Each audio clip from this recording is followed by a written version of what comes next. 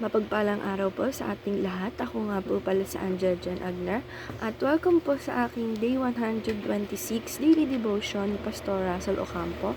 At para po ngayong araw ay ang panghuling series about the leading by example of the family. At ang topic po natin ngayong araw, December 1, 2024 ay Lordship of Christ. At ang scripture po natin ngayong araw, John 13 verse 13 to 14. You can call me teacher and Lord, and rightly so, for that is what I am. Now that you, your Lord and teacher, have washed your feet, you also should wash one another feet. Sa Tagalog naman po, tinatawag niyo akong guro at Panginoon. At tama kayo dahil iyan nga ang totoo. Kung ako na guro at Panginoon ninyo ay hinuhugasan ang inyong mga paa, dapat ay ganun din ang iyong gawin ninyo sa akin, ninyo sa isa't isa. And teaching number 1, Jesus leads by modeling. Sabi po dito na ang ating Panginoon po ay siya po yung model natin or role model natin sa pag-lead sa atin para tayo ay gumaya sa kanya. Ginagawa niya ng paraan na ginagawa niya talaga. Yung mga sinasabi niya is ginagawa niya talaga at ito ay nakaka-influence sa atin.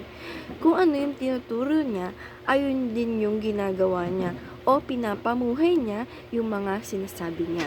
And teaching number 2, we are called to follow Jesus' example. Sabi naman po dito na we imitate our Jesus Christ or ginagaya natin si Lord dahil siya po yung pinaka-perfect na example na dapat gayahin natin. And teaching number 3, the Lordship of Christ requires belief and obedience. Sabi po dito na ang pananampalataya po sa ating Panginoong Diyos ay hindi lang belief or paniniwala lang natin sa isip natin, kundi obedience ay ginagawa natin or pagsunod natin sa mga utusan niya po. Hindi na sa isip lang, dapat may gawa din tayo. And application number 1, influence other by being a role model.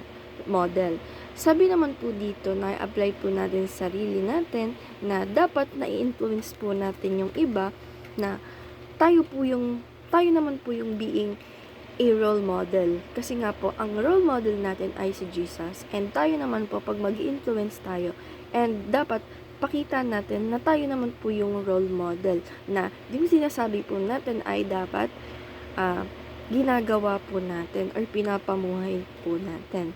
Walk the talk. And application number 2, imitate Christ conforming to His image.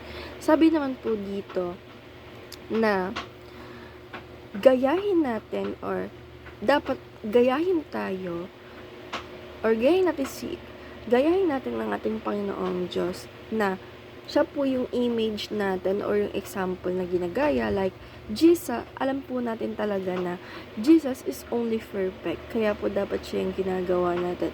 Because yung nakapaligid sa atin na tao is hindi talaga perfect. But Jesus is the only one perfect. Kaya dapat po talaga siya po yung ginagaya natin.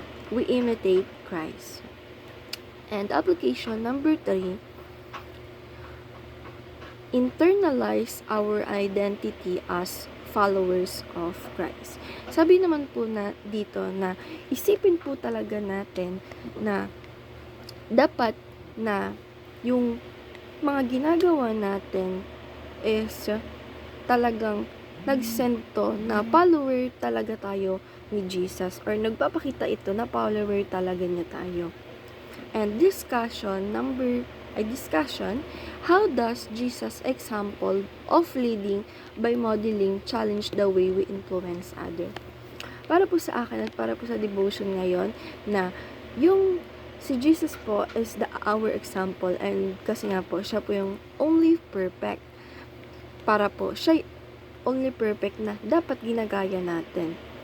And leading by modeling or bilang example sa sarili ko na pinapakita po natin ito by hindi lang talaga sa isip natin yung paggawa or hindi lang salita, kundi dapat ginagawa rin natin at dapat nakikita to ng iba. And ayun lang po ngayong araw. Maraming salamat. God bless.